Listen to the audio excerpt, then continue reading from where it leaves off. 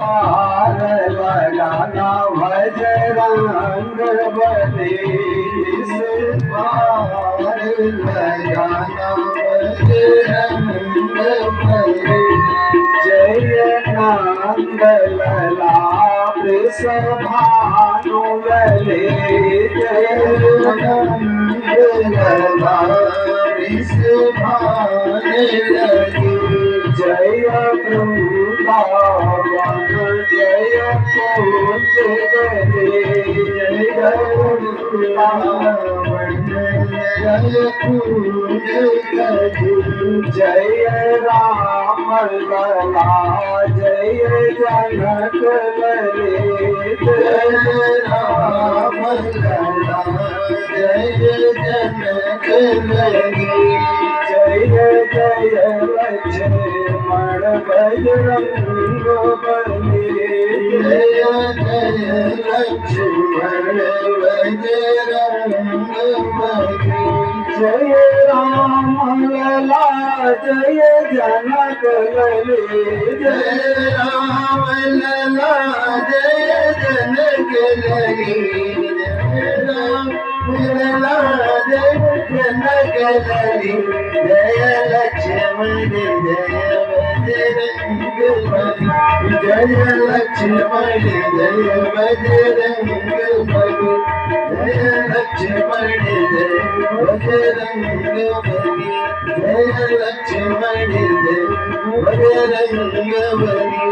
जय लक्ष्मण जय बजरंग बली।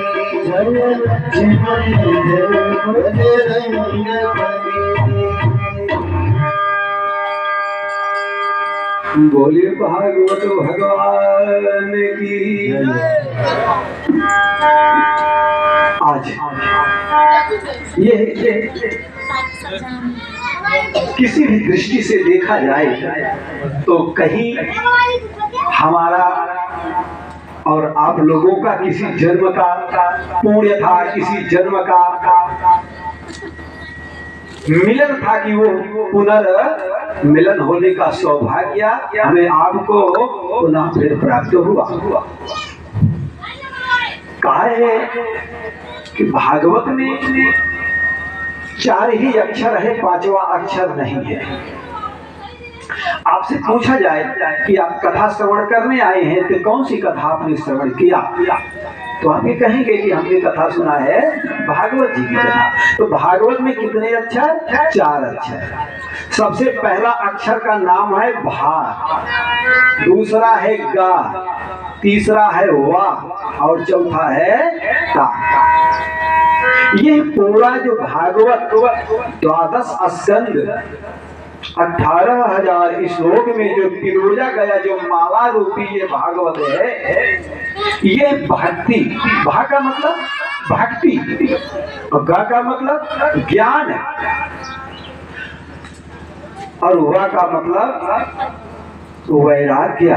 जब आप के अंदर भक्ति आएगी तो अपने आप भैया ज्ञान अपने आप आ जाएगा।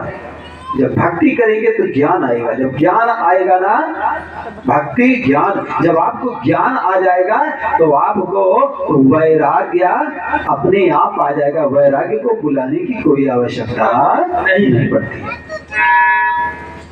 इसके बाद आता है जो अंतिम अक्षर है। हमारे आपके भी जीवन में जो अंतिम लक्ष्य है वो क्या है? मोक्ष है। मोक्ष कब होगा?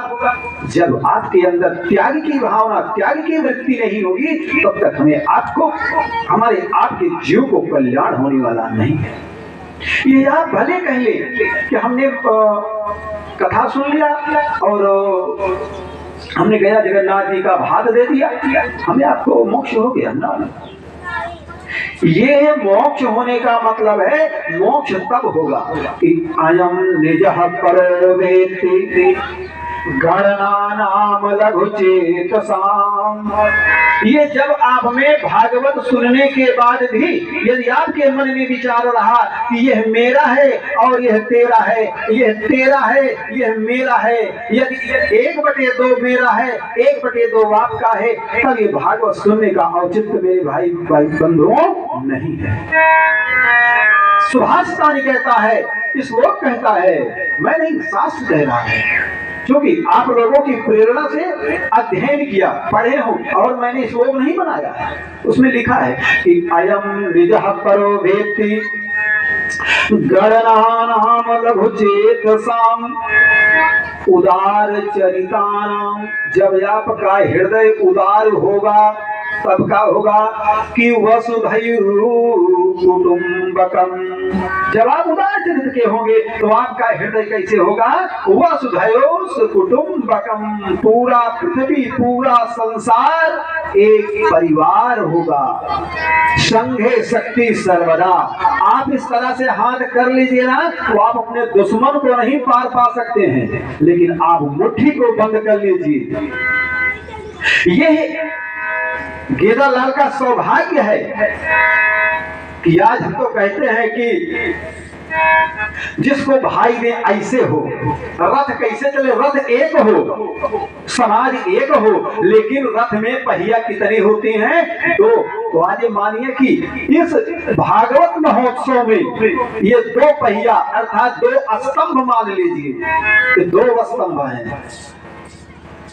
तो इस प्रकार अयम निजः परो वेत्ति गणना नाम लघु चेतसा उदार चरिता नाम वसुधैव सकुटुंबकम। जब तक आप में सशक्तिकरण नहीं होगा, आप मुट्ठी बनाइए और बढ़िया खींच के किसी आप अपने प्रतिवादी को दे दीजिए ना, एक बार वो सोचेगा। लेकिन यदि आपकी मुट्ठी खुली है, आपकी उंगली खुली है, क्योंकि आप भागवत श्रवण करने आए हैं तो राम कथा की ओर मैं नहीं ले चलूंगा, लेकिन थोड़ा आपको हवाई सर्वेक्षण कराऊंगा कि जिस समय राघवेंद्र सरकार लंका पर विजय श्री का पताका प्राप्त कर चुके थे, तब रावण ने कहा कि राघवेंद्र सब कुछ सही है, मैं मानता हूं, लेकिन आपसे मैं बड़ा हूं, उम्र में भी मैं बड़ा हूं आपसे।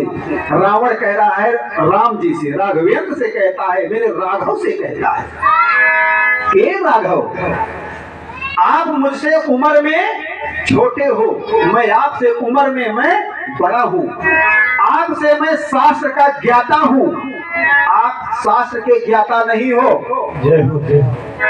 कहा कि और क्या कहा?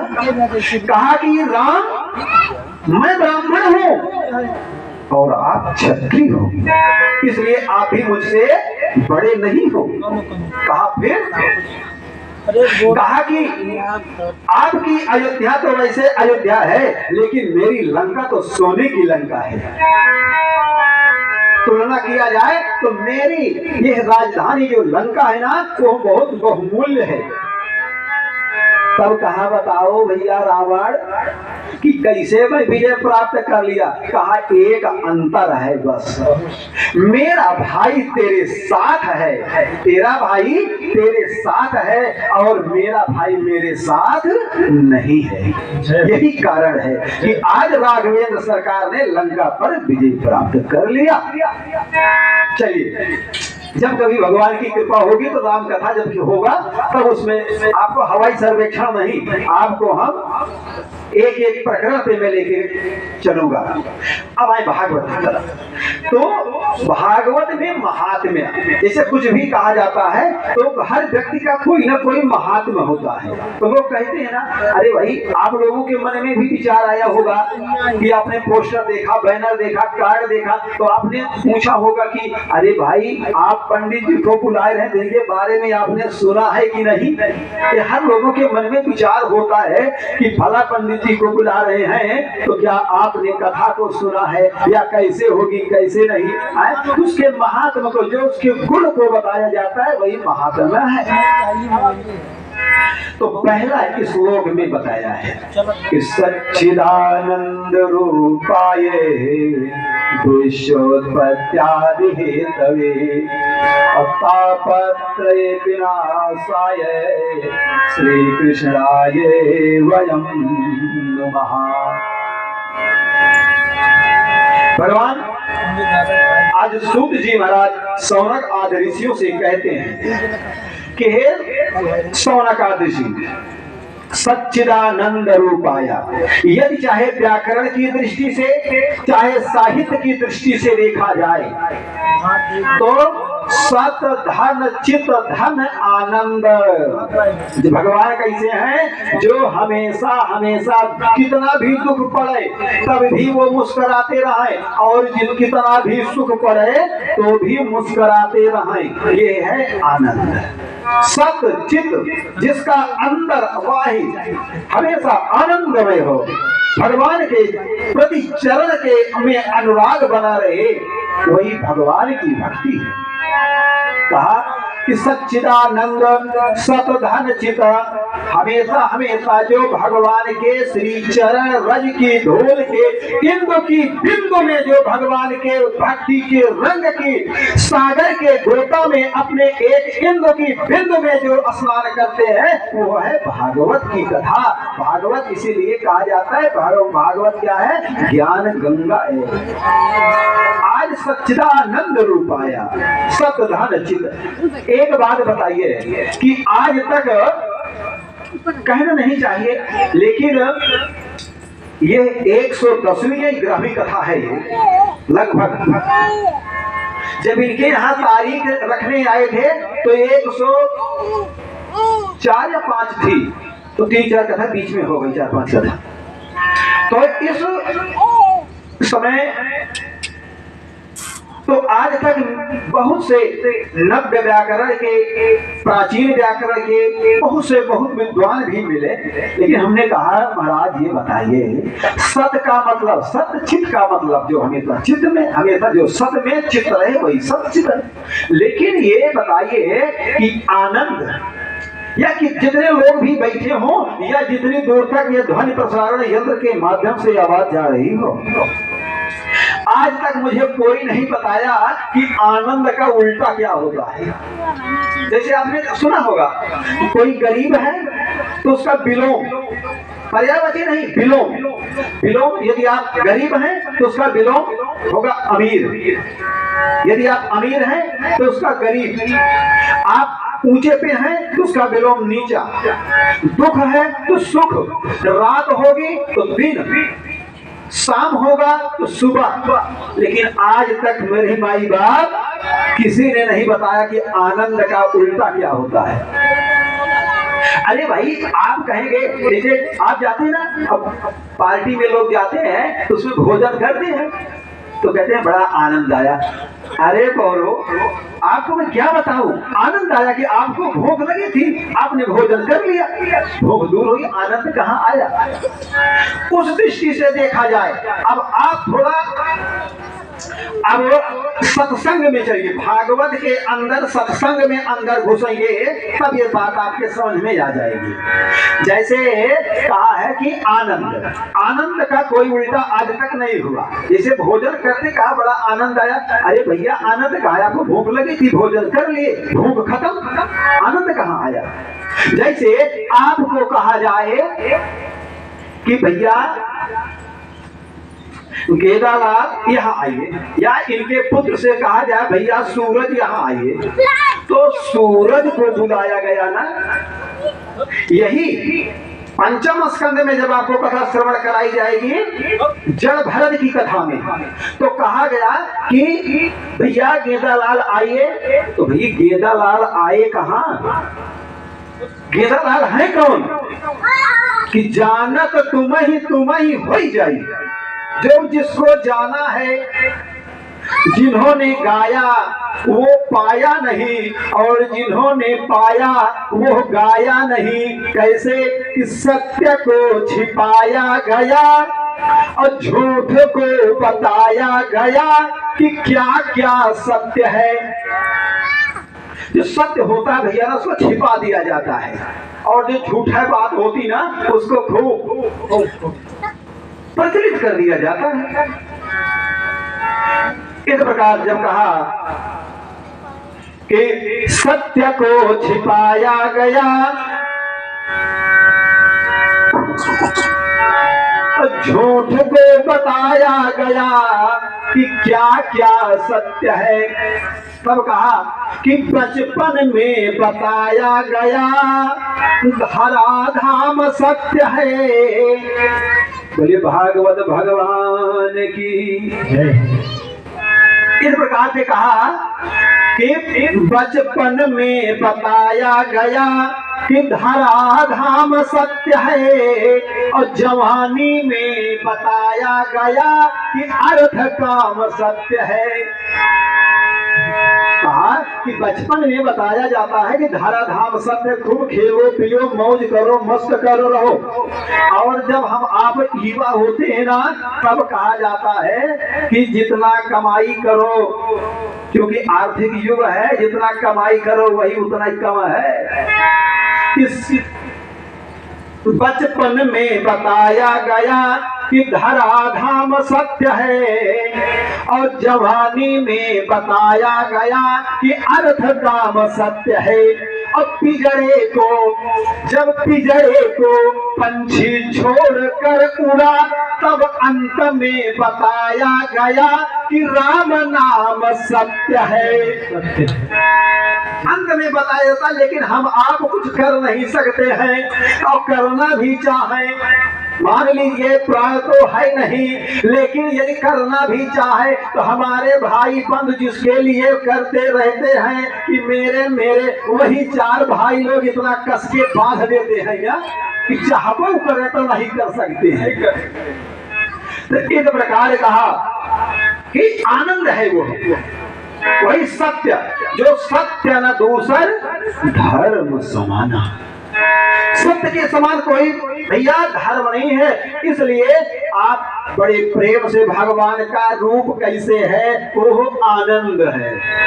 आनंद का यही है, भगवान हमारे कैसे हैं, आनंद है। और भगवान कैसे हैं, विश्वोत्पत्त्यादि हेतवे, विश्व की उत्पत्ति और पालन करने हेतु भगवान उत्पत्ति और पालन करता और संहार करता भगवान, सब अपना अलग अलग रूप। जब उत्पत्ति करने को होता है तो भगवान ब्रह्मा का रूप ले लेते हैं, जब पालन करने को होता है ना भैया तो क्या करते हैं, विष्णु का रूप ले लेते हैं। लेकिन जब तदमूल विनश्यति, जब विनाश करने का समय आता है तो भगवान क्या करते हैं, वो संहार का रूप ले लेते हैं, शंकर का रूप लेकर के संहार कर देते हैं। जय हो जय। और तापत्रयी, तीन ताप हैं कि तापत्रयी विनाशाय, तीन ताप हैं। जय हो जय हो जय हो। इस प्रकार से भगवान ने कृपा किया तो कहा कि तापत्रयी विनाशाय, तीनों तापों को, दैविक दैहिक भौतिक तीनों तापों को नाश करने के लिए, मिटाने के लिए आज का हुआ कि कृष्णाय श्री कृष्णाय वयम नमः। श्री कृष्ण भगवान का उन्होंने कहा किया। यदि कुछ लोग कहते हैं कि मैं कर रहा हूं मैं, लेकिन मैं नहीं, यहाँ पर लिखा है। यदि मैं लिखा होता, आज भगवान श्री कृष्ण को सूत जी ने प्रणाम किया होता तो वहां पर लिखा जाता अहम। अहम का मतलब संस्कृत में अहम, हिंदी उसका होता है मैं। यदि दो लोग प्रणाम किए होते तो आवाम होता।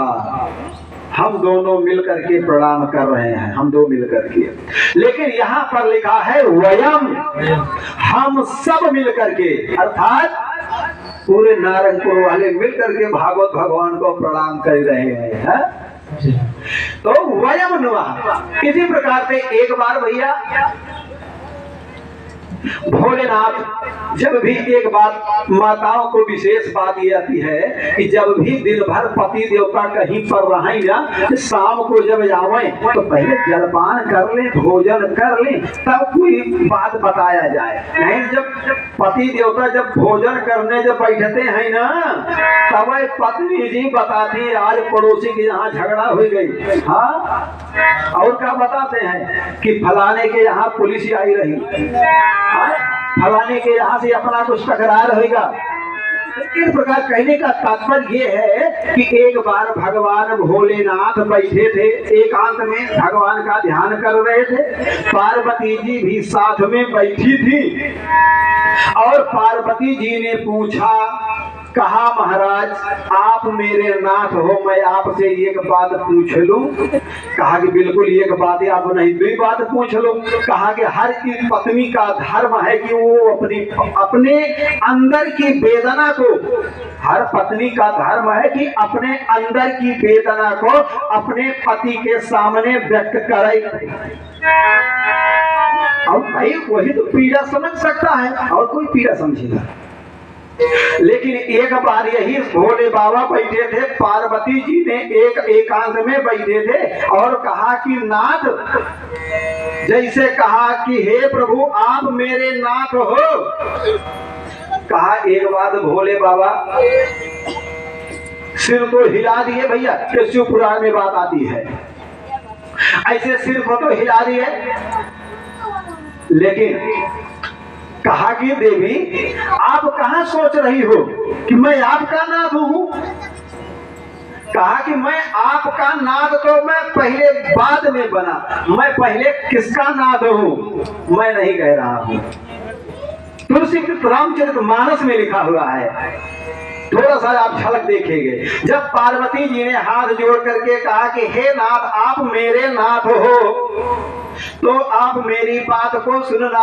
तब भोलेनाथ ने कहा कि देवी मैं आपका नाथ हूँ, पूरी बात को सुनूंगा, लेकिन इसके पहले कि विश्वनाथ मम और नाथ पुरारी, विश्वनाथ मम नाथ पुरारी, त्रिभुवन महिमा अभिदित तुम्हारी, त्रिभुवन महिमा विदित तुम्हारी। कहा कि देवी मैं आपका नाथ बाद में बना, लेकिन हमको बाबा विश्वनाथ के नाम से काशी में पहले ही बैठाए हैं।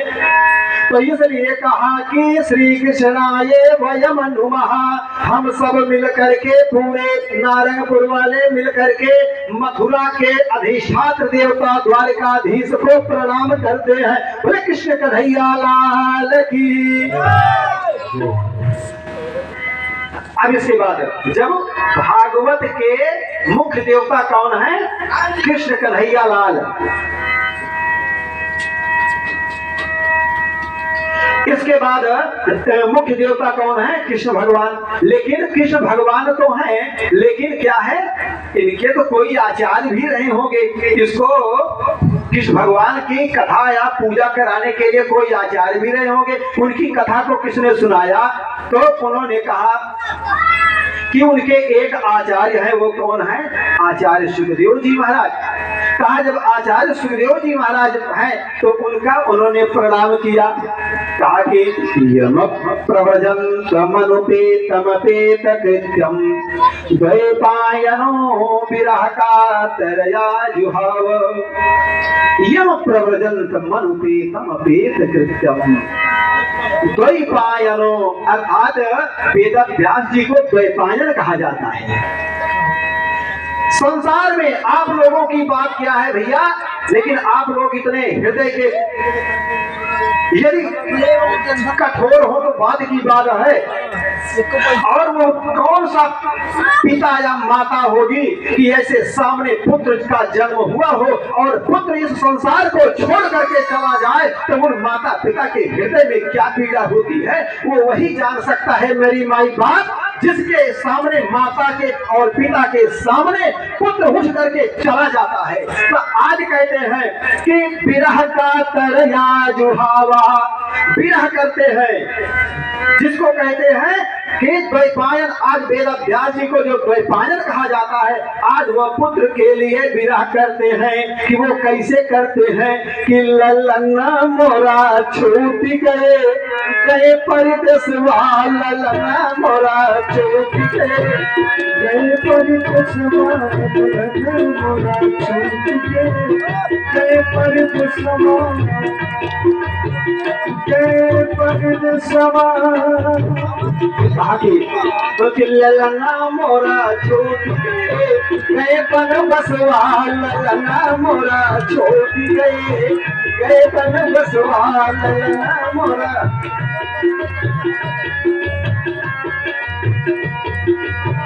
गए बन बसवा,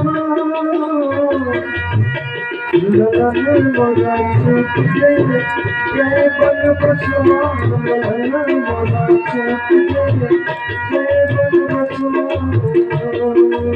इस प्रकार से एक वेद व्यास जी को जो कि द्वैपायन कहा जाता है, द्वैपायन आज पुत्र के सोच में पागल हो गए हैं। एक उदाहरण देखिए, दृष्टांत देखिए कि जो कि ज्ञान के अवतार चक्रवर्ती सम्राट अयोध्यापति नरेश महाराजा दशरथ हैं। महाराजा दशरथ ने क्या किया कि राम के विरह में अपने शरीर को त्याग दिया। यह है पुत्र सोच। ईश्वर करे कोई पुत्र के सोच की जो विरह की पीड़ा होती है मेरे माई बाप, उसको कोई बर्दाश्त करने वाला नहीं होता। तो आज कहते हैं कि पुत्रेति तन्मय तरोर्भिनेन्दुस्तम, कि आज पुत्र एक बार कहा, यदि एक बार पुत्र कहे होते ना तो वहां पर पुत्र लिखा होता, लेकिन पुत्र जैसे सहतौते राम राम रामा जैसे भी समझ लीजिए, लेकिन एक बार नहीं कहा, दो बार नहीं कहा, तो कैसे कहा कि पुत्रेति तन्मय तया तरवोर्भिनेन्दुस्तम। लेकिन जब हे पुत्र किल हे लाला कहाँ तू जा रहा है, अभी तेरा तो उपनयन संस्कार भी नहीं हुआ है, आपका नालच्छेदन भी नहीं हुआ है, आपको तो जन्म लेते हुए मेरा कौन सा दुर्भाग्य है भगवान कि पुत्र का जन्म होते ही पुत्र मुझको छोड़ करके चला जा रहा है। ऐसी विरह को देख करके जब कहा कि पुत्रेति तन्मय तया तरवोर्भिनेन्दुस्तम, तब पेड़ पौधे कह रहे हैं हो, वेद व्यास जी को पेड़ पौधे बता रहे हैं कि हे वेद व्यास जी, जिसके लिए आप पुत्र पुत्र कह रहे हो ना, तरवोर्भिनेन्दुस्तम, तर माने पेड़ उनका अभिवादन करके उनके उत्तर का प्रत्युत्तर करता है, उनके प्रश्न का जवाब दे दे। पुत्र पुत्र कहे तब पेड़ ने कहा कि हे व्यास जी, आपका ये पुत्र क्या है कि सर्वभूत हृदय, सभी के हृदय में विराजमान होने वाला मुनिमान तोस्मी। मुनि, ये जो मुनि है ना, ये मानतोस्मी, वह आपके पुत्र नहीं, यह पूरे संसार का वो संत है जिसका जो कि आपका पुत्र बना है। यह बात आपको समझ में आ जाए तो एक बार जब भगवान राम जी का वनवास हुआ था, तो वनवास किसको हुआ था? हाँ, राम को वनवास हुआ था। तब कहा कि लक्ष्मण जी क्यों गए? तब कहा कि लक्ष्मण जी इसलिए गए थे कि भाई की सेवा में गए थे। एक बात और बता दें कि आज के समय में मंच से मैं बता रहा हूं निवेदन करके कि आज के समय में कोई भाई बता दे, एक भाई की सेवा के लिए दूसरा भाई अपने राज को त्याग करके 14 वर्ष जंगल में दर दर ठोकर खावे, वो कोई उत्तर हो तो मैं अपनी डायरी में नोट कर लूंगा। लेकिन वहां पर क्या हुआ?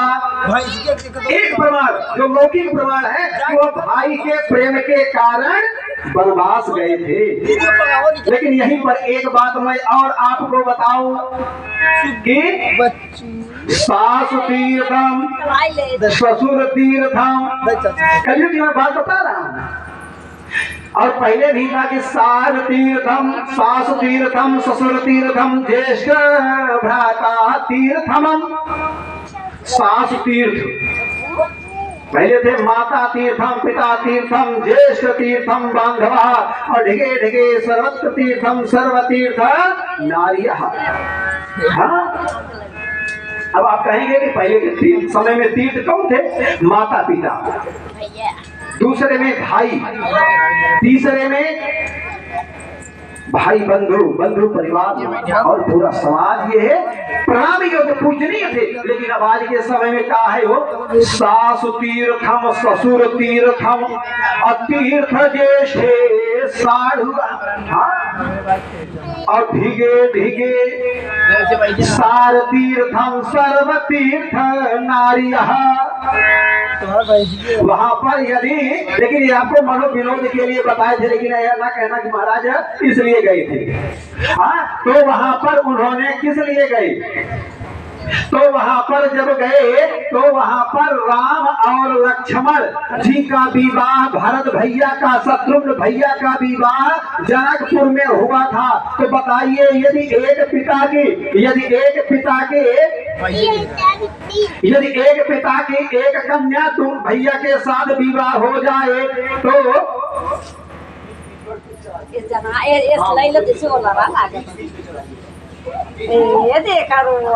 श्रीमन नारायण भगवान की। इस प्रकार से जब और भाइयों की जो शादी हुई, विवाह हुआ भैया, तो भी तो जनकपुर में हुआ। तो इसलिए बताइए जो चारों भाई अयोध्या में सगे भाई हुए, लेकिन यदि जनकपुर जाए तो वो सगे कहाँ होंगे? अब आप लोग जान लेना। इसलिए राम जी के साथ भरत भैया साथ गए हैं, लक्ष्मण जी साथ गए हैं।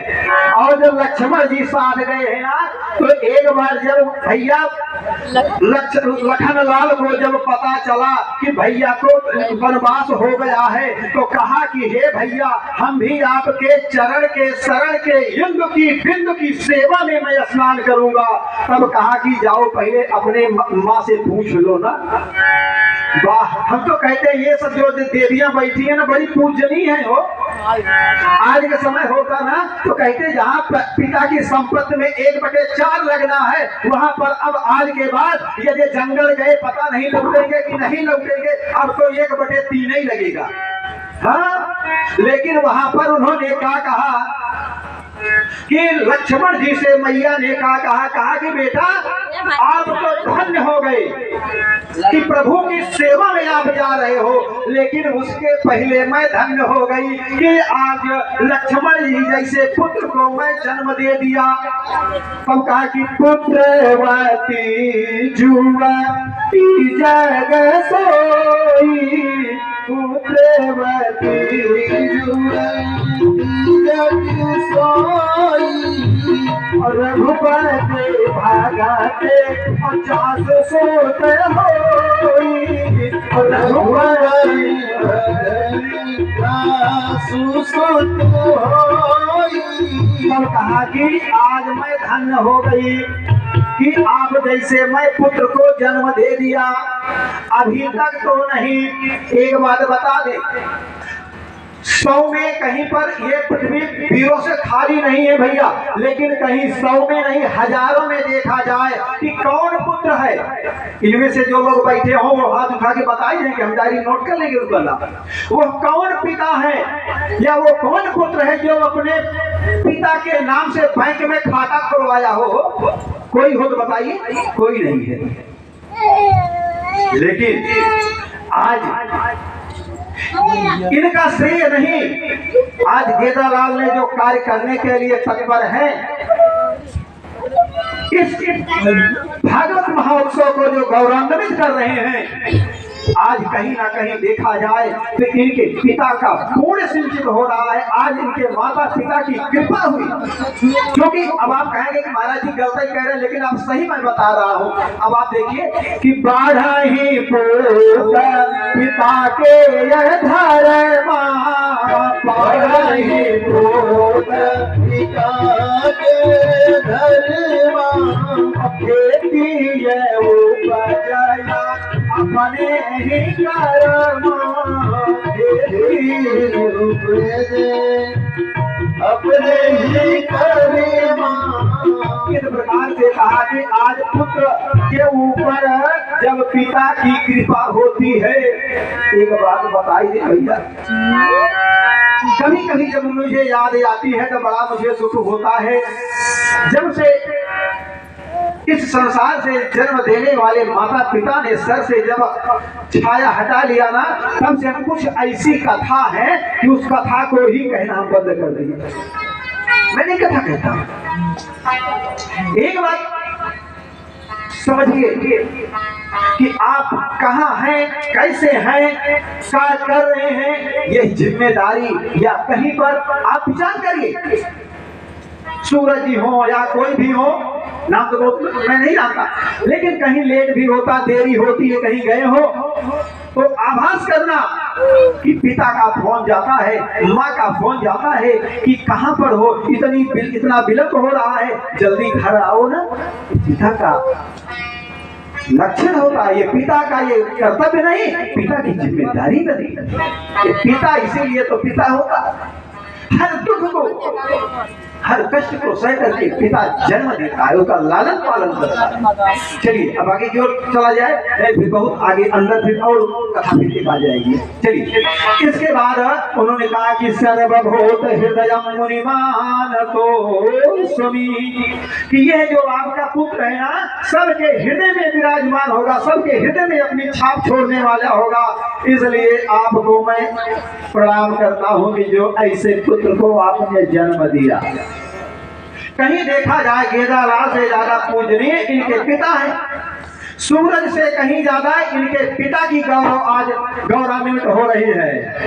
इसलिए ये भगवान की बड़ी कृपा है। तब कहा कि नई विशेष तमाख्यान महामति कथामृतम सुस्वाद कुशल शौनक मुनि प्रवीता। आज सूत जी महाराज शौनक आदि ऋषियों को बताते हैं। कहा कि और शौनक जी ने पूछा, जब कहा कि मैं आपको कथा सुनाऊंगा, तब सूत जी महाराज से शौनक आदि ऋषियों ने कहा, महाराज आप तो वैसे आ गए जैसे कि लगता है कि सोने में सुहागा मिल गया। तब कहा कैसे कि अज्ञान ध्वांत विध्वंसा सूर्यकोटि समप्रभा। कहा गया कि अज्ञान ध्वंस, मतलब कि अज्ञान में ध्वंस हो जाए।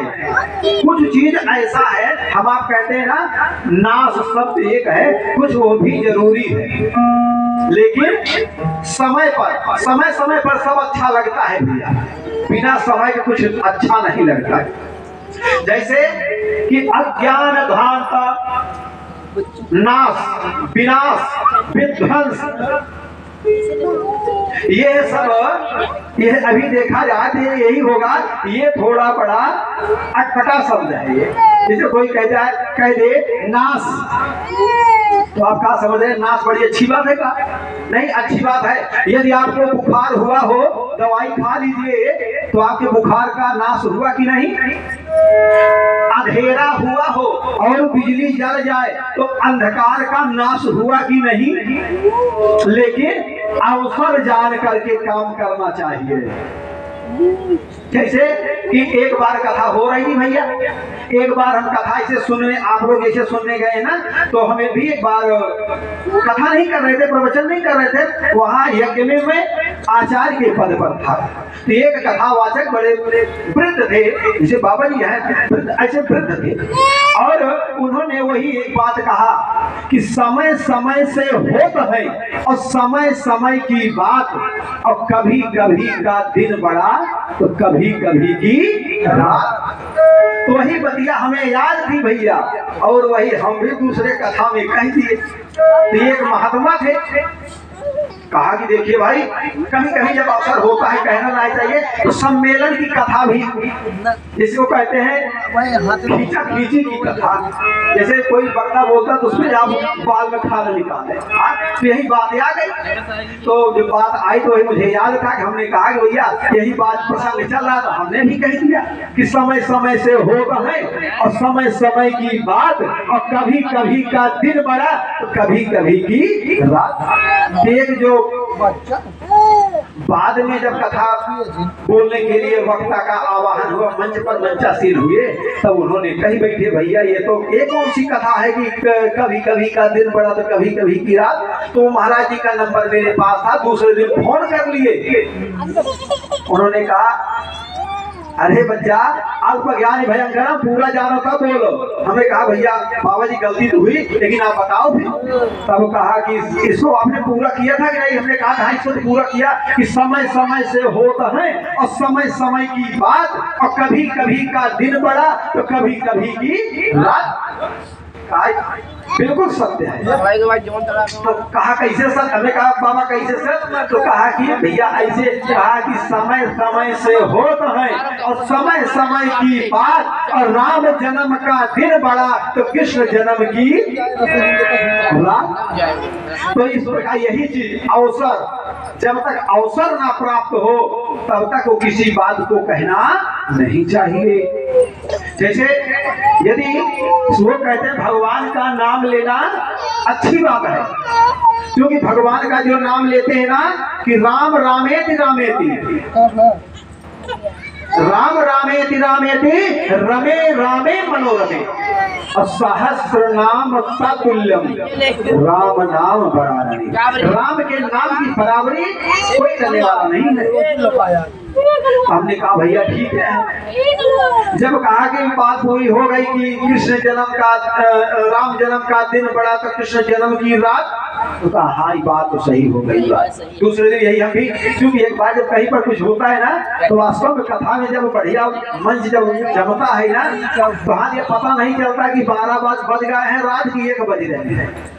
कभी कभी आप जब तान चढ़ जाए, जैसे लोग संगीत वाले भैया है ना, जब तान बढ़िया चढ़ जाए तो फिलहाल बिना गियर की गाड़ी चलने दीजिए। हाँ तब इसके बाद लेकिन अवसर को जानिए, क्योंकि नाश शब्द जो है वह विध्वंस जो शब्द है, बिना अवसर के काम नहीं करना चाहिए। लेकिन आप लोग कहते हैं, हम भी कहते हैं कि भगवान का नाम सत्य है और भगवान के नाम से बड़ा कोई नाम नहीं है। लेकिन ये भी जान लीजिए जैसे कि विवाह हो रहा हो, मंगल कार्य, आप लोग कहते हैं भगवान का नाम सत्य है और भगवान के नाम से बड़ा कोई पूर्ण नाम नहीं है। लेकिन यदि मंडप में दूल्हा और दुल्हन, वर और कन्या भावर ले रहे हो, मंगल श्लोक उभय पक्ष की, उभय का मतलब दोनों पक्ष की, ब्राह्मण बढ़िया मंगल श्लोक उच्चारण कर रहे हो, उसी बीच में आप कितने ही यदि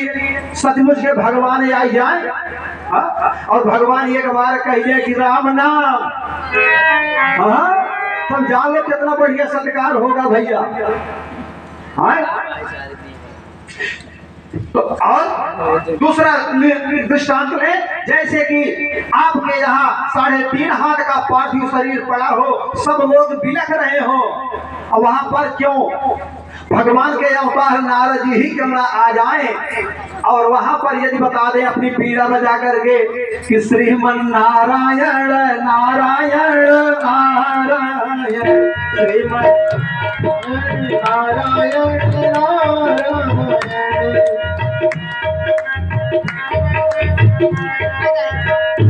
श्रीमन नारायण नारायण नारायण। इस प्रकार से जब कहा कि यदि 3.5 हाथ का शरीर पड़ा हो, हम आप रोते बिलखते हो, वहां पर कोई महात्मा सिद्ध महात्मा आ जाए और वहां पर कह देगी श्रीमन नारायण नारायण, तो बताइए शोभा देगा का? नहीं शोभा देगा। इसलिए अवसर जान करके कार्य करना चाहिए। तो कहा सूत जी महाराज ने पूछा, कहा महाराज कि अज्ञान ध्वंस विध्वंस, एक बात बता दें कि ये बाह्य जो है, ये बाहर का अंधकार तो बिजली जलाने से सही हो सकता है, लेकिन यदि कहीं आपके हृदय में अंधकार अपनी छाप को छोड़ दिया है तो भगवान ही बचाने, तो कोई बचाने वाला नहीं है। जब कहा कि महाराज कैसे आप हो, जब सूत जी महाराज आए ना तो सौनक ने कहा कि अज्ञान ध्वंस विध्वंसा सूर्य कोटि समप्रभा। आप कैसे हैं? जैसे कि हम आप एक सूर्य को देख रहे हैं, लेकिन जब ज्ञान हो जाता है ना, तो करोड़ों सूर्य का भी प्रकाश फीका पड़ जाता है। एक सूर्य नहीं, करोड़ों सूर्य कोटि समप्रभा, करोड़ों सूर्य के समान जो यदि आपकी प्रमाण है वो भी फीकी हो जाती है जब आपके अंदर, आपके अंतःकरण मानस के पटल पर, आपके हृदय में यदि अज्ञानता की कालिमा दूर हो गई है। इसलिए वहां पर जरूरत पड़ती है किसकी? गुरु की जरूरत पड़ती है। गुरु क्या है? गुरु शब्द लोग सभी को मिल जाते हैं, सब कहते हैं। जैसे कोई प्रेम पर अरे गुरु पाए लागी, अरे गुरु प्रणाम, अरे गुरु पैर छुअत है। लोग कहते हैं ना, अरे गुरु का मतलब क्या है? शास्त्र का अवलोकन करिए, ब्रह्म वैवर्त पुराण पढ़िए, स्कंद पुराण लिखिए पढ़िए। स्कंद पुराण में शिव पार्वती संवाद में 200 श्लोक में निरूपण है। कभी आपको अवसर पड़े तो उसको पढ़ लेना कि गुरु क्या है। कि कृष्णम वंदे जगत गुरु, पूरे संसार में एक ही गुरु है, बाकी तो सब चेले ही है। लेकिन यह कलयुग में तो सभी गुरु बने हैं, कोई चेला तो बना ही नहीं चाहे। सब कहते हैं कि मेरे आगे तुम कौन हो। लेकिन कहा है कि उदित चंद्रमा को सब प्रणाम करते हैं, उदित सूर्य को सब प्रणाम करते हैं भैया, लेकिन मध्य सूर्य को कोई प्रणाम नहीं करता है। इस प्रकार जब कहा तब कहा कि सूताख्या ही कथा सारम, सूता ही कथा सारम मम कर्ण रसायनम। कहा महाराज सूता ही क्या सारम, हे सूत जी महाराज। और आप भी कह सकते हैं भैया, गिरलाल जी आप भी कह सकते हैं महाराज वही कथा सुना जो हमको निकल आ गए। क्योंकि इसमें लिखा है, हम नहीं कह रहे हैं, इसमें लिखा है कि सूताख्या ही कथा सारम। से सूत जी महाराज कथा का सार मुझे बताइए कि सार सार को गही रहे कि थोथा दे ये उड़ाई। किस प्रकार से मुझे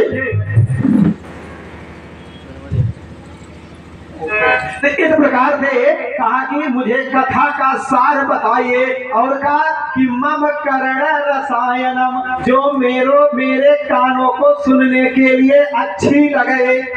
तब कहा कि वो कथा कौन सी है। तब अगले श्लोक में कहते हैं सूत जी महाराज से सौनक आदि ऋषियों ने कहा महाराज मुझे कथा वो बताइए कि भक्ति ज्ञान विराग्य, तो वो कथा मुझे बताइए कि जो कि भक्ति और ज्ञान वैराग्य से ओतप्रोत हो, और माया मोह निशाचरश्च, माया मोह को दूर करने वाला हो, और वैष्णवी क्रियते कथम, जो वैष्णवी अर्थात अपनी जो छाप भगवान की ऐसी गुणगान करिए कि जो कि ये संपत्ति है, पुत्र है, पत्नी है, भैया है, भाई है, बंधु है, ये सब धीरे धीरे सब छूट जाए।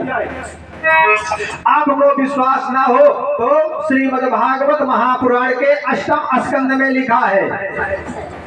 परसों की कथा मैं आपको श्रवण कराऊंगा कि जिस समय महाराज बलि के यहाँ वामन भगवान आए ना, जब कृपा किया ना, तो समय कहा कि राजन मैं जब अपना कृपा करता हूँ ना, तो सबसे पहले लक्ष्मी से दूर कर देता हूँ। अच्छा ये बताओ कितने लोग लक्ष्मी को चाहते हैं? तो जरा हाथ उठाओ भैया। हाँ अच्छा, ही तो नारायणपुर बाजार बड़ा त्यागी बाजार है, इसमें सब संत है। हाँ अच्छा ये बताओ लोग लक्ष्मी को सब चाहते हैं। भैया आप लोग ना उठाओगे ना, दुनिया लोग बैठे हैं, इधर पुरुष इधर महिला, सब दोनों को तरफ से उठा रहे हैं। हम ही को आवश्यकता ज्यादा है लक्ष्मी की। तो इसलिए भैया लक्ष्मी को सब चाहते हैं। अच्छा हम जानते, हम भी बताते हैं लक्ष्मी को सबको आवश्यकता है। ये भी कहा सोर्स दीजिए, सोर्स मनी इज पावर। यदि आपके पास पैसा है ना तो सब, चूंकि कहा कि समय बनी रहती है तो एसडीएम पहरा देता है, और समय बिगड़ जाती तो मेरे माई बाप होम गार्ड गाली देता है। हाँ? तो इस प्रकार से कहा कि लक्ष्मी को सब चाहिए, लेकिन ये बताओ कि लक्ष्मी को चाहिए, हम भी कहते चाहिए, अच्छी बात है, लेकिन आप भी बताइए कि लक्ष्मी को चाहिए, ठीक है, हम भी मानते हैं कि ठीक है लक्ष्मी को चाहिए, लेकिन ये बताओ कि भक्त बड़ा होता है कि भगवान? अब आप लोग बताएंगे। हाँ, किसी ने कहा भक्त बड़े होते हैं। हाँ, सचमुच में भक्त बड़े होते हैं। अच्छा ये बताइए कितने लोग भक्त बड़े होते हैं? इस पक्ष में कितने लोग हैं ये बताइए। अच्छा आप सब लोग हैं, हम समझ गए। अच्छा ये बताओ कि भगवान छोटे हैं, ये कितने लोग पक्ष में हैं? ये भी सब लोग हैं। तो ये बताओ जब भक्त का बड़ा है भगवान छोटे हैं, जब भक्त की पत्नी भगवान की का लगेगी हो? हाँ आप लोग समझ लेना, बताइएगा नहीं आप लोग समझ लेना। हाँ अरे भैया ऐसे मानो कि दो भाई हैं, दोनों जने सम्मुखे बैठो हैं। हाँ और ये बताओ कि कथा जो समझ श्रवण कर रहे हैं कि पत्नी इनसे छोटे भाई की भौजाई लगेगी, लेकिन छोटे भाई की पत्नी बड़े भाई की का लगेगी? आप लोग समझ लेना, यही प्रकार रिश्ता है। हाँ लोग कहते छूटे नहीं, हमारे यहाँ भाई नहीं छुआ जाता है रामगढ़ में, आप लोग छुए तो बात होगा। हाँ तब इसके बाद ये बताइए लक्ष्मी को सब चाहिए। आप भक्त हैं, भगवान का पूजा करते हैं, आप भक्त हुए तो बताइए जब भक्त बड़े हुए तो लक्ष्मी जी आपके पास आएंगी का? अरे नहीं आएगी यार, कहीं बोलते हो ना भैया। हाँ नहीं आएगी। तो बताइए जब तो ये लिए जब लक्ष्मी नहीं आएगी तब क्या होगा भैया? ये सब कुछ नहीं होने वाला है। लोग क्या करते हैं, लक्ष्मी को सब भजते हैं, लक्ष्मी लक्ष्मी सब कहते हैं ना। बड़ी बड़ी जितनी दुकानें होती ना सब में लिखा होता है, सबसे पहले ऊपर सिंदूर से लिखा होता है। आप लोग जानते होंगे कि लक्ष्मी जी सदा सहाय। लागत है कि लक्ष्मी जी सदा सहाय, हमेशा झाड़ू ये कहा की बात? कहा लक्ष्मी जी सदा सहाय, कहा नारायण भाड़ में जाएगा। ये लिए कहा है कि यदि आप नारायण को भजिए तो लक्ष्मी अपने आप आएंगी हो। तो इसलिए मेरे कहने का तात्पर्य यही था। मेरे श्रीमन नारायण भगवान की एक जगह भैया कथा होती रही और मैं रात के समय रहा, ये कई हाइड्रोजन जल रहा, जोनी यार कथा सुने वाले रहे भैया ना, वही तरफ कुछ कम हाइड्रोजन की लाइट रही। तो हमने कहा ये मामला समझ में नहीं आएगा कि कौन सोई रहे हैं कौन जाग रहे हैं।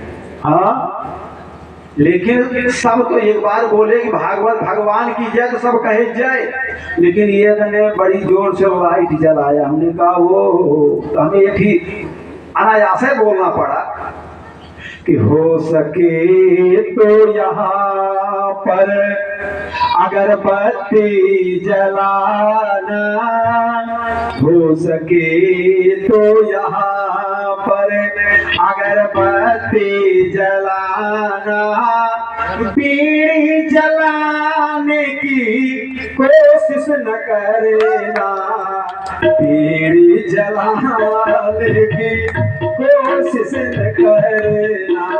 तो कहने का तात्पर्य ठीक है, मैं मना नहीं मैं कर रहा हूँ, कौन वो पीजिए कौन वो ना लीजिए, लेकिन बगल में ले लीजिए, इधर हम लोग भी आ रही है। हाँ श्रीमन नारायण भगवान की। तो इस प्रकार से तो भगवान ने कहा कि मुझे कथा वो सुनाइए कि वैष्णवी कथा सुनाइए कि जो कि मेरे कानों के लिए अच्छी लगे, भक्ति ज्ञान वैराग्य से ओतप्रोत हो। तब उन्होंने कहा कि मैं आपको कथा बहुत सुंदर मैं कथा आपको बता रहा हूँ। वो क्या है कि सावधान कया सुनो एक एक साधे सब साधई, सब साधई सब जाई। एक को जब साधेंगे भैया ना तो सब सध जाएगा, लेकिन जब सब के चक्कर में पड़ेंगे ना तो कुछ ना सध पाएगा। तब कहा कि आज सूत जी महाराज सौनकादि ऋषियों से कहते हैं कि ऋषियों आप सावधान बया सुनो, सावधान होकर के सुनिए। और ये क्या है कि काल व्याल मुख ग्रास त्रास निर्णास हेतवे। ये क्या है? संसार क्या है? यह एक जगत चबैना काल का कुछ मुट्ठी कुछ गोद। अर्थात जैसे हम आप चबैना चबाते हैं ना, आपने यदि कबीर जी की साखी पढ़ा हो तो साखी में लिखा है कि जगत चबैना काल का कुछ मुट्ठी कुछ गोद। इसी प्रकार से है कि काल व्याल मुख ग्रास त्रास निर्णास हेतवे। यह क्या संसार काल है, और वो एक यह काल सर्प की भांति अपने मुख को फैला रहा है, और हम आप धीरे धीरे धीरे धीरे उसी के काल में प्रवेश हो रहे हैं। हम आप कहते हैं कि अभी बालक ने जन्म लिया तो बड़ा हो रहा है, ये बड़ा नहीं हो रहा है। हमारा आपका भैया भ्रम है, हमारा आपका भ्रम है कि हम बड़े हो रहे हैं, बड़े नहीं हो रहे। धीरे धीरे धीरे धीरे हम मृत्यु की तरफ बढ़ रहे हैं। और इन प्रकार कहा कि काल व्याल मुख ग्रास त्रास निर्णास हेतवे, कि निगलने के लिए सर्प ने अपना मुख बढ़ाया है। और उसमें क्या होगा कि जन्मांतरे भवेद पुण्यम, जब जन्म अजन्मांतर का जब पूर्ण उदय होता है तब क्या होता है कि कलौ कीरेण भासितम। 3 जगह हमने पढ़ा है भैया, 3 जगह कि 3 जगह पर बड़ी अटपटी बात लिखी है। ये जो यहाँ पर आचार्य सुखदेव जी महाराज भागवत कथा सुनाने के लिए जा रहे हैं ना, इसमें ये कथा कौन सुना रहा है? सबसे पहले वाल्मीकि रामायण किसने सुनाया? उसमें लिखा है कि कोकिलम वंदे वाल्मीकि कोकिलम, कोयल की भांति कोयल जी। आप कभी भी कथा सुने हो, अखंड भूमंडल जगत गुरु अंगद जी महाराज की कथा आप श्रवण किए हो, तो उनकी कथा आपके मानस पटल में जब याद आएगी ना, वो तो इस संसार में इस दुनिया में धरातल पे है नहीं, लेकिन वो उनकी छाप हम जैसे छोटे वक्ता लोग कभी कभी अनुकरण और अनुसरण करने का प्रयास करते हैं। तब उन्होंने वो कहा करते थे कि वंदे वाल्मीकि कोकिलम, कोयल जी महाराज। पूरा कथा वाल्मीकि रामायण किसने बोला? कोयल जी ने। और तुलसी की तो रामचरित मानस को किसने बोला? तब बोले कागा कौआ जी महाराज। लेकिन ये भागवत कथा जो कि संस्कृत में है, इसमें लिखा है कि कलौ कीरेण भासितम। कीरेण का मतलब हो तो तोता हो, सुग्गा जी का कहा है। यहाँ पर तोता जी महाराज बोल रहे हैं कलौ कीरेण भासितम। तब कहा कि महाराज ये बताइए कि जब सुखदेव जी महाराज वीतराग थे और ये बात समझ में नहीं आती कि सुखदेव जी महाराज जितनी देर गाय को दुहने में लगता है समय, उतनी देर एक स्थान पर रुकते थे। ये कैसे बात हुई कि आचार्य सुखदेव जी महाराज राजा परीक्षित को 7 दिन तक कथा श्रवण कराए? ये बात समझ में नहीं आई।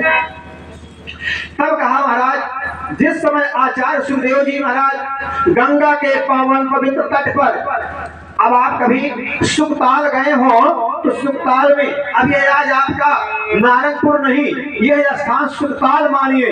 आज ये केदारलाल नहीं, आज ये महाराजा परीक्षित के तौर पर शोभायमान है। और ये यज्ञशाला नहीं, ये आज यहाँ पर 88,000 ऋषियों का आगमन हुआ है। ये मानो कि स्वयं तीर्थराज हो गए। ये आपका नारायणपुर गांव नहीं, इस कथा के प्रसंग के अनुसार हमें तो ये लगता है यहाँ की मिट्टी को अपने मस्तक पर चंदन लगाया जाए, इस मिट्टी के धूल को मस्तक पर चंदन लगाया जाए, तब कहीं भी वो उसकी तुलना नहीं हो सकती है। क्योंकि आज कहा जाता है कि जिस समय महाराज परीक्षित अनशन व्रत लेकर के गंगा के पावन पवित्र तट पर, सरित पुण्य तट पर विराजमान होकर के गंगा के अविरल धारा में के किनारे पर बैठ करके महाराजा परीक्षित को सुखदेव जी महाराज कथा श्रवण करा रहे थे, तब उस समय देवता लोग आए। देवता लोग काहे लिए आए? एक बढ़िया सोने का कलश रहा भैया, और सोने के कलश में अमृत लेकर के आए और परीक्षित से पूछा। एक बात हम विरोध नहीं करते हैं, ये सब ठीक ठाक है, लेकिन आजकल लोग जो भागवत करते हैं ना, यदि पड़ोसी ने यहाँ से प्रतापगढ़ तक साउंड सर्विस दिया है ना, तो हमें चाहेंगे कि हमारा साउंड सर्विस लखनऊ पहुँच जाए। हाँ, लेकिन मेरे माई बाप के कान खोल करके सुन लीजिए कि ये है भागवत, ये भागवत नहीं है। पिबत भागवतम रसमालयम नवे नवे दिने दिने स्वादु स्वादु पदे पदे। ये सुनने की चीज नहीं है, यह गाने की चीज नहीं है, यह प्रचार करने की चीज नहीं है। यह है कि जिन्होंने पाया वो गाया नहीं, और जिन्होंने गाया वो पाया नहीं। आज का समझते हैं कि संत लोग नहीं है, कुछ ऐसे संत हैं जिन्होंने हमेशा परमात्मा से बात करते हैं, उनके बारे में हम आप जानते ही नहीं है।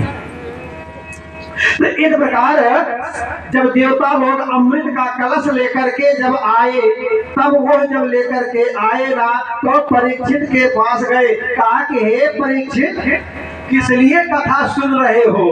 कहा कि आज के 7वें दिन तक्षक नाग आएगा, मुझे डस लेगा और मेरी मृत्यु हो जाएगी, इसलिए मृत्यु से बचने के लिए मैं कथा श्रवण कर रहा हूँ। कहा कि मृत्यु से बचने के लिए कहने का मतलब कि आप जीना चाहते हैं? कहा मैं जीना नहीं चाहता हूँ, मेरी मृत्यु सांप से होगी, क्योंकि अग्नि से जल करके, जहर से खा करके, दुर्घटना से और पानी से, पेड़ से गिर करके, सांप के डंक से, बिच्छू के डंक से यदि किसी की मृत्यु होती है तो वो कौन सी मृत्यु कहलाती है? अब मृत्यु कहलाती है, अकाल मृत्यु कहलाती है। इसलिए सांप के काटने पर यदि अकाल मृत्यु होगी तो उसको 1000 जन्म तक प्रेत की योनि में भटकना पड़ेगा। इसलिए हम भागवत की कथा को अमर नाम के कथा से संबोधित किया। बोले भागवत भगवान की। इस प्रकार से जब कलश लेकर के परीक्षित के सामने गए, कहा कि महाराज इसको पी लीजिए। तब कहा क्या होगा पीने से? कहा आप अमर हो जाएंगे। कहा अमर हो जाएंगे? अच्छा ये बताओ, कोई महात्मा कह दे यही पता करके कि जो लोग चाहें, या हमें पूछे इसमें जो लोग चाहें मैं वो दे दूंगा, आप दीर्घजीवी हो, कोई मांग ले, जैसे हम कहते हैं हम दे देंगे, तो कितने लोग चाहते हैं मैं दीर्घजीवी हूँ? बताइए, कोई चाहता है?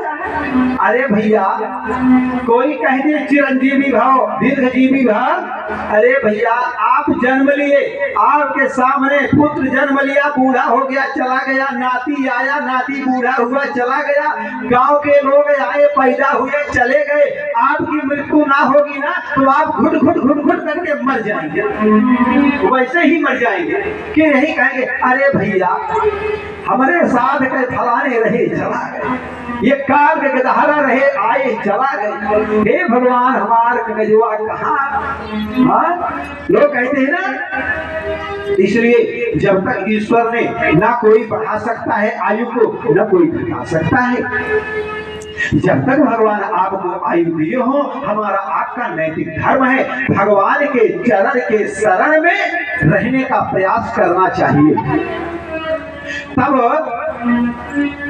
कलश को जब लेकर के आए, परीक्षित के पास पहुंचे तो कहा कि हमारे गुरुदेव तो सुखदेव भगवान हैं, उनसे पूछ ले।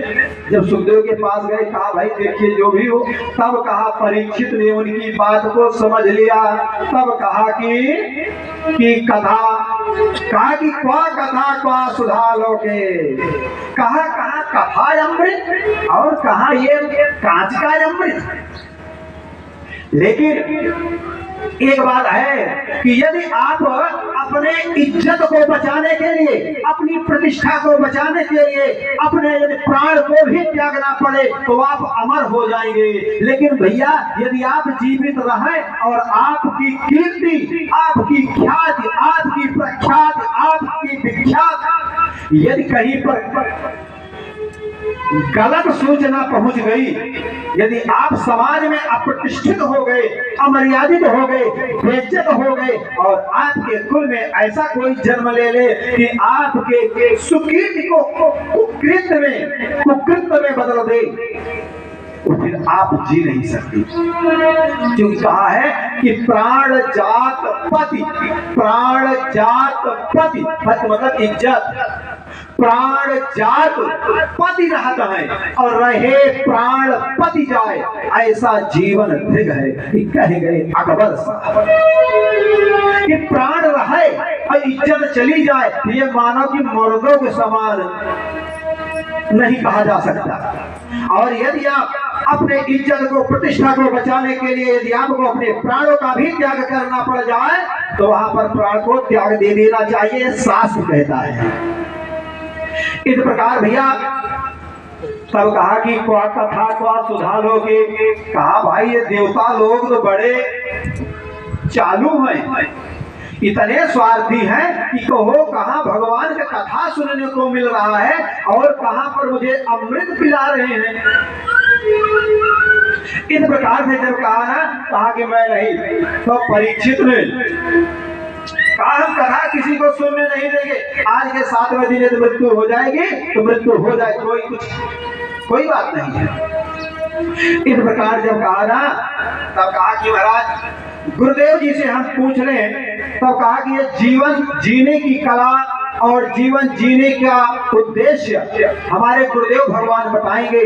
और आचार्य सुखदेव जी महाराज से राजा परीक्षित जी कहते हैं कि जीने के लिए, मरने के लिए हर नाम से बढ़कर कुछ भी नहीं, हर नाम से बढ़कर कुछ भी नहीं। जीने के लिए, मरने के लिए, जीने के लिए, मरने के लिए गुरु ज्ञान से बढ़कर कुछ भी नहीं, गुरु ज्ञान से बढ़कर कुछ भी नहीं, गुरु ज्ञान से बढ़कर कुछ भी नहीं। तो कहा कि चाहे जीऊं चाहे मरूं, संसार में यदि करना है तो गुरु के ज्ञान से बढ़कर के संसार में कोई ज्ञान है नहीं। एक बार गुरु से पूछ ले, महाराज बताओ। तब कहा कि ये तो कथा अमृत है, इसको सुनोगे तो आप भाव से पार हो जाओगे, लेकिन यदि कहीं अमृत का कलश अमृत पी लोगे तो ये मेरी कोई गारंटी नहीं का भाव से पार होगे अथवा नहीं पार होगे। तब कहा, इसीलिए कहा लोग कहते हैं कि जो मानव शरीर मिला है ना, बड़े भाग्य से मिला है हो। ये कोई कहा है कि हम जन्म मिला है, शरीर मिला है ना, तो बड़े भाग्य से मिला है। और वो बड़ा भाग्य तो इतना है कि जिसको करने के लिए सुराणाम भी दुर्लभम, यह यदि देवता लोग भी सोचे कि यदि मैं मनुष्यता मुझे प्राप्त होता तो मैं भी कथा सुनता, और वो कथा मृता अभक्त विज्ञाय नादधौ सा कथा मृतम अब्रह्म प्रपायसो वयं सर्वे श्रीमद् भागवत अमृतम। भागवत कौन सा है? ये अमृत है, इसको मैं पी लेता। इसके लिए क्या होता कि यदि मुझे दुर्लभ है, और यदि मुझे ये दुर्लभ है मैं क्या करूं? इसलिए बाबा तुलसीदास जी ने लिखा है, बहुत सुंदर बहुत प्यारी चौपाई लिखा है। आप लोग अपने मन में हो सकता गुनगुनाने लगे, वाह बहुत सुंदर चौपाई लिखा कि बड़े भाग्य और मानुषता न पावा, बड़े भाग्य मानुषता मानुष तन पावा असुर दुर्लभ सद ग्रंथानि गावा असुर दुर्लभ सद ग्रंथ गावा। ये बड़े भाग्य से मिला है। लेकिन यहीं पर ये कई लोग कहेंगे, जैसे भाई कहें भैया कि भागवत कथा सुनना बहुत अच्छी बात है, अब कुछ समय बाद यही बतिया फिर कह दिया कि भागवत सुनना बहुत गलत बात है। ये तो असमंजस हो जाएगा बाद में कि काहे लिए महाराज जी बताए रहे हैं कि गलत बात है। इसीलिए बाबा ने इधर एक बार लिखा कि बड़े भाग्य मानुष तन पावा असुर दुर्लभ सद ग्रंथ ही गावा। इधर बाबा लिख रहे हैं कि चित जल पावक गगना समीरा चित जल पावक गगन समीरा पंचरचित यही अधमा शरीरा पंचरचित अधम शरीरा। ये क्या है कि ये जो हाड़ मांस से निर्मित जो ये भवन है क्या है? अधम शरीर, ये अधम है। तो इस प्रकार से भगवान ने कहा, आज परीक्षित ने कहा कि देवता लोग तो इतने चालू हैं कि आज मुझे बड़े भाग्य से मानव शरीर प्राप्त हुआ है, मैं उसी के लिए आतुर हूं। और इसके बाद कहा कि मैं भाई देखिए आप अमृत पिलाओ या ना पिलाओ, लेकिन हम कथा सुनने की इजाजत हम नहीं दे सकते हैं कि आप कथा सुनो हम अमृत पी लें। तो देवता लोग ऋषियाई गए हो, देवता लोग जब ऋषियाई गए ना, नारायण भगवान की, जब देवता लोग जब ऋषियाई गए ना तब क्या किए, ये पहुंच गए ब्रह्मलोक में। ब्रह्मा इत्यादि जितना देवता थे ना सब पहुंच गए ब्रह्मलोक में। ब्रह्मा जी ने एक दंड तुला लिया, दंड तुला का मतलब तराजू लिया, एक पे जितना शास्त्र था 18 पुराण 6 शास्त्र जितने भी थे सबको रख दिया और अपने तुला को एक तुला पर भागवत जी की ग्रंथ को रख दिया। जब भागवत जी के ग्रंथ को रख दिया ना, तो ब्रह्मा जी ने हाथ से भौतिक तुला को उठाया, तब जिस ग्रंथ जिस पलड़े में जिस तरफ श्रीमद् भागवत महापुराण का ग्रंथ था वो वेद नीचे के नीचे ही बैठा रहा और जितने थे पुराण साहित्य रामायण जितने थे वो सब के सब ऊपर हो गए। तब इसके बाद कहा कि अरे वाह, देवता से बढ़ करके मानव शरीर है कि ऐसे लीला को हम नहीं जानते, लेकिन मानव जानता है कि भगवान की कथा क्या है। उसी प्रकार से लक्ष्मण जी को एक बार ये चिंता हुई, कब? जब गंगा के पावन तट पर गंगा के पावन पवित्र पुलिन तट पर केवट को बुला रहे हैं। श्रृंगवेरपुर थोड़ा चला जाए, श्रृंगवेरपुर में जैसे केवट को बुला रहे थे और केवट को जब बुलाए कि उंगली इशारे बुलाए रहा हो केवट लावा नैया, उंगली इशारे बुलाए रहा हो केवट लावा नैया। जब कहा कि उंगली इशारे बुलाए रहा हो केवट लावा नैया, इस प्रकार से जब कहा तब उन्होंने केवट ने कहा कि महाराज क्षमा करिएगा कि मर्म तुम्हार मैं जाना, कि हे महाराज मैं आपका मर्म जानता हूँ। जब कहा कि लक्ष्मणा हूँ यही मर्म न जाना, जो कछु चरित रचऊ भगवाना, लक्ष्मण हूँ मर्म न जाना, जो कछु चरित रचऊ भगवाना। इसलिए कि मागी नावन केवट याना, कहे तुम्हारा परम मागी नावन केवट याना, कहे तुम्हारे परम। इधर भगवान राम उंगली के इशारे केवट को बुलाया और उन्होंने कहा कि मागी नावन केवट जाना। अब कहा ये तुम्हारे मर्म मैं जाना कि मैं आपके मर्म को मैं जान रहा हूँ, लेकिन जो कि अपने राज के अयोध्या की सत्ता को छोड़ करके जो लखनलाल भैया मेरी सेवा में, हम भैया की सेवा में तत्पर हैं। और ये केवट कह रहा है कि लक्ष्मण हो यही मरम न जाना, और जो कछु चरित रचो भगवान।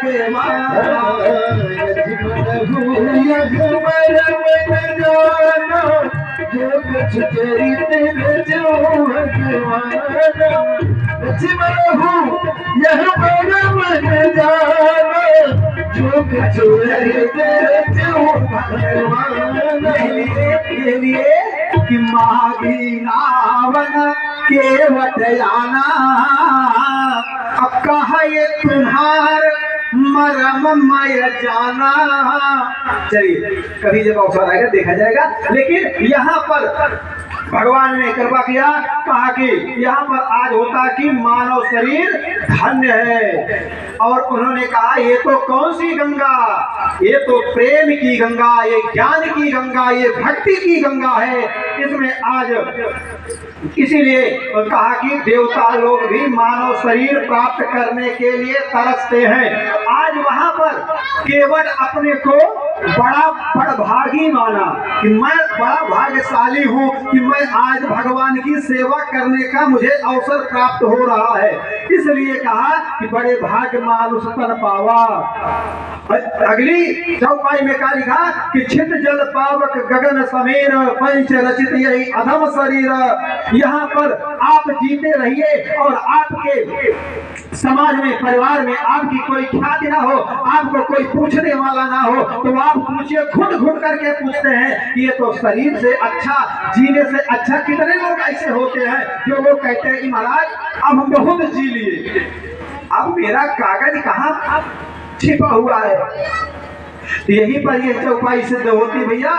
इसके बाद वो भगवान आचार्य सुखदेव जी ने कथा को, भागवत जी की कथा को सुनाया और कहा कि महाराज, तब कहा महाराज एक बार बद्रिकाश्रम के पावन पवित्र तट पर सनत, सनंदन, सनातन और सनत कुमार, चार आपस में चार ऋषि, जैसे आप लोग कथा श्रवण कर रहे हैं भैया, उसमें ये नहीं आज हमने कथा कहा, कथा संपन्न हुई, दूसरे दिन महाराज बैठ गए कथा करने के लिए, हम सुनने लगे, तीसरे दिन महाराज बैठ गए, फिर महाराज भी सुनने लगे। इस प्रकार से चारों लोग वक्ता हैं, चारे लोग श्रोता है। इतने में बड़े उदासीन, बहुत प्यारी, बहुत सुंदर सचमुच कथा है। आपको ये जो दृश्य आपको दिखाई दे पड़ेगा, बहुत सचमुच कथा है भैया। ये कहा कि महाराज एकांत में जब आचार्य सुखदेव जी महाराज ने राजा परीक्षित को कथा श्रवण कराया ना, तो वही कथा विशालपुरी में अर्थात बद्रिकाश्रम में सनक, सनंदन, सनातन, सनत कुमार जी सत्संग करने के लिए आए। तो वहां पर आप देखते हैं कुछ लोग कथा श्रवण कर रहे हैं, कुछ लोग आ रहे हैं। तो उस समय उन्होंने जब कथा को देखा ना, तो नारद जी चुपचाप बैठ गए। और जब कथा संपन्न हुई ना, तब सनक इत्यादि ऋषियों ने पूछा कि महाराज आपकी ये क्या दशा है?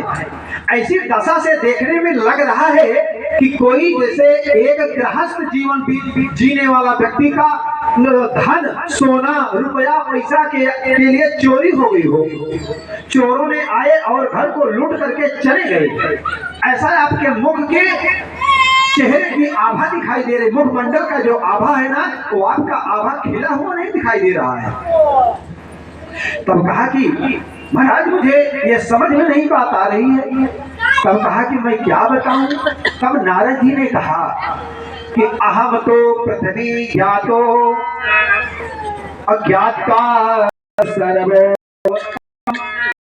चा प्रयागम चा काशी गोदावरी तथा।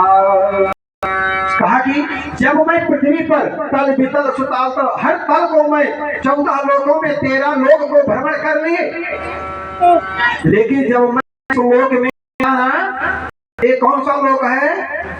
हाँ, ये कौन सा लोक है? इसको कहते हैं मृत्युलोक।